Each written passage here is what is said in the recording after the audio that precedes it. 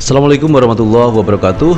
Teman-teman, jumpa kembali dengan Enjoy Channel, channel yang membahas berita teraktual, terhangat, dan sedang menjadi perbincangan publik.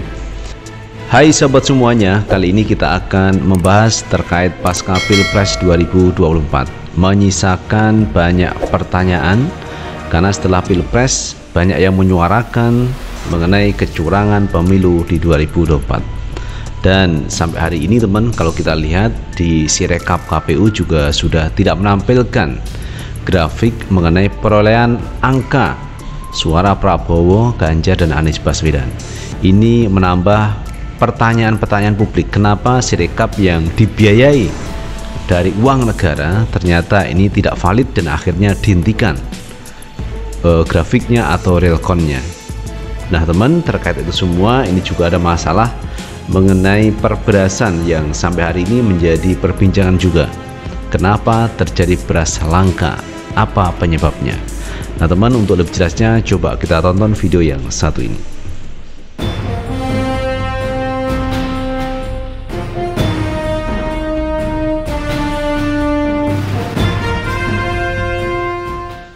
Buat para pejabat, bantulah warga semaksimal mungkin. Ini beli beras antri begini, misalkan kalau Bapak ada yang ngerti, minimal di kelurahan, jangan di kecamatan kayak gini, kita beli. Manusiakanlah manusia ini, minimal di kelurahan masing-masing, biar nggak ada yang pingsan. Ini lansia banyak yang pingsan, kita beli bukan minta. Nah itu sahabat Enjoy Channel terkait warga masyarakat yang antri beras. Kenapa terjadi kelangkaan setelah Pilpres 2024? Apakah dananya dipakai untuk bansos kemarin? Karena kemarin itu ada bansos yang luar biasa yang dikucurkan ke warga, tapi sisi lain ada ketimpangan mengenai beras ini, dan kalaupun ada harganya cukup tinggi. Nah teman, coba kita lihat pandangan dari Tom Lembong mengenai hal ini. Jadi saya tantang semua pihak untuk buka-bukaan saja. Ya kan, bagaimana kalau pemerintah misalnya ya membuka kepada publik data mengenai stok bulog dari bulan ke bulan, mulai dari pertengahan tahun lalu sampai sekarang. Misalnya, ya, kalau misalnya memang nggak ada kaitannya, buka aja semua data-datanya. Ya kan. Kedua juga begini, saya tantang ya semua pihak. Jadi misalnya ada yang bicara bahwa gara-gara El Nino, ya, banyak negara eksportir seperti India itu menutup keran ekspor, mereka stop ekspor, sehingga mengakibatkan pasokan beras di dunia menciut, ya, sehingga harga global beras itu di dunia itu melonjak. Itu fenomena pertengahan tahun lalu. Ya, dan 2023 bahkan awal-awal sampai pertengahan 2023 di mana India nyetop ekspor beras. Ya. Dan justru belakangan ini kondisi beras dunia jauh membaik. Ya, jadi sekali lagi saya tantang semua orang untuk buka aja data-data dan kita lihat sementara apakah secara statistik benar-benar bisa ini kebetulan sekali gitu, giliran bansos yang besar-besaran, yang tiba-tiba stok beras nggak ada. Apakah bisa secara statistik itu sekedar kebetulan gitu? Nah di situ saya tantang akal sehat dan logika, ya kan? Sangat-sangat kecil kemungkinan bahwa itu kebetulan aja ada guyuran bansos besar-besaran, tiba-tiba stok beras di mana-mana langka. Ya. Saya kira itu secara statistik minim kemungkinan sih. Luar biasa teman, pandangan dari Tom Lembong. Ini menjadi fenomena yang aneh teman. Kenapa begitu? Indonesia ini kan wilayahnya agraris. Jadi banyak warga masyarakat petani kita itu yang menanam padi. Tetapi kenapa terjadi harga beras yang melambung tinggi? Kalaupun yang disampaikan Tom Lembong itu benar, bahwa sebenarnya kasus El Nino, kemudian masalah India yang men-stop ekspornya ke Indonesia misalkan begitu, itu di awal tahun 2023 sampai pertengahan, bukan di 2024. Nah, bagaimana dengan pemerintahan Pak Jokowi saat ini? Nah, terkait itu semua teman ya, ini ada kaitannya dengan Pilpres kemarin.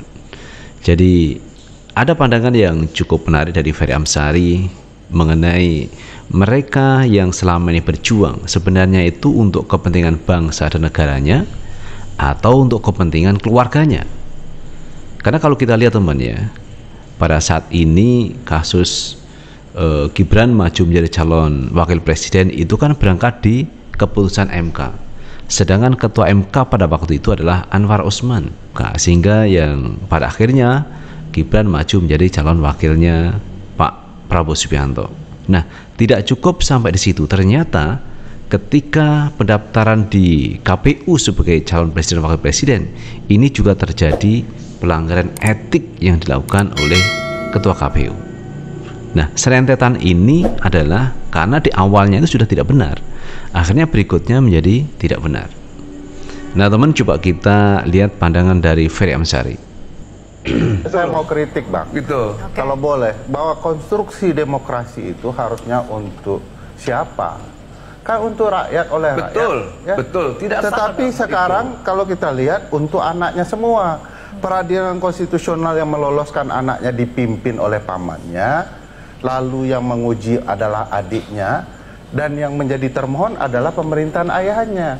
Ini semua kolusi nepotisme besar-besaran dalam takaran demokrasi. Tidak ada bicara rakyat, semua bicara keluarga Jokowi dan partai anak keluarga Jokowi. Kejadian seperti ini pelanggaran nepotisme besar-besaran terbuka. Lalu abang diam dan membiarkan ini dan menganggap ini bagian dari demokrasi. Demokrasi apa? Luar biasa teman, pandangan dari Pak Ferry Amsari mengenai pemerintahan saat ini. Jadi mereka itu bekerja berpihak kepada rakyat atau kepada keluarganya. Nah, kalau berpihak kepada keluarganya berarti ini bagian dari nepotisme, yang mana nepotisme itu ditentang habis-habisan di tahun 1998 dengan reformasinya. Reformasi 98 itu adalah mengikis kemudian menghabisi yang namanya KKN, korupsi, kolusi, dan nepotisme. Nepotisme itu ada bagian dari kejahatan dan ini mesti harus diperangi agar apa? Agar demokrasi ini berjalan dengan baik. Nah teman, coba kita juga akan melihat bagaimana perkembangan per hari ini. Relkon KPU, jurdil2024.org maupun kawal pemilu ya.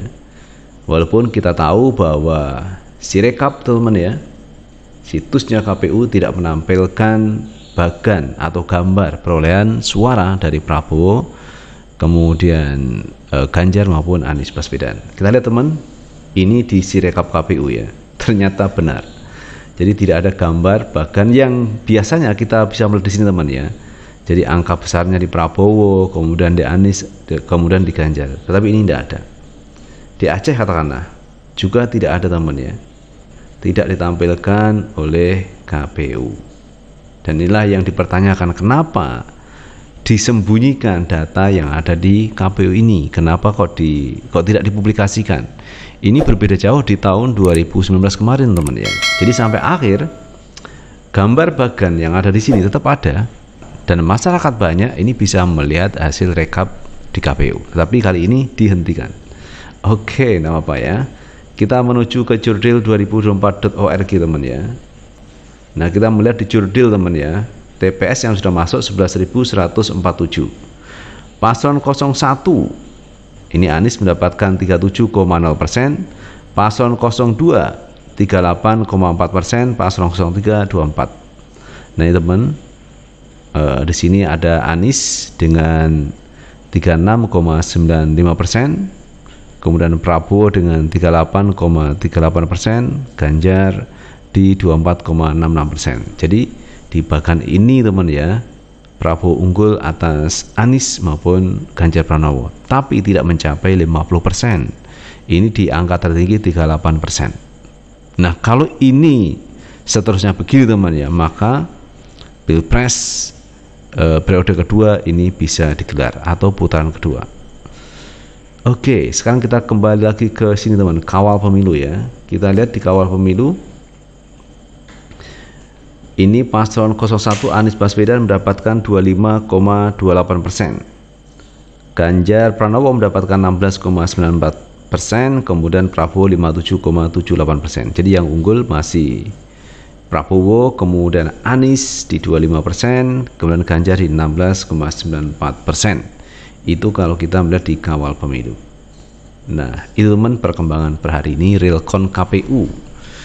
Dan kita bisa melihat bahwa di Sirekapnya KPU tidak menampilkan grafik atau bahkan atau gambar perolehan suara dari Prabowo, Anies dan Ganjar Pranowo. Itu teman terkait Pilpres 2024 yang hari ini masih menjadi pertanyaan publik teman ya. Siapakah sebenarnya pemenang Pilpres 2024 itu? Kalau hari ini kita melihat bahwa Prabowo unggul berdasarkan Sirekapnya KPU. Tetapi ingat bahwa ini belum berakhir teman ya. Bisa jadi ini akan maju di MK. Nah di MK misalkan ada daerah yang terindikasi misalkan kecurangan pemilu yang masif, itu bisa mungkin akan dilakukan pemilu ulang teman ya. Nah bisa jadi teman Prabowo Subianto tidak mencapai angka misalkan 50% plus 1, maka akan terjadi Pilpres putaran kedua. Nah itu sahabat Enjoy Channel yang bisa kita bahas. Terima kasih sudah menonton. Jangan lupa tetap like, subscribe, share, dan komen di channel ini agar kita bisa membangun channel ini menjadi lebih baik lagi. Sukses selalu. Assalamualaikum warahmatullahi wabarakatuh.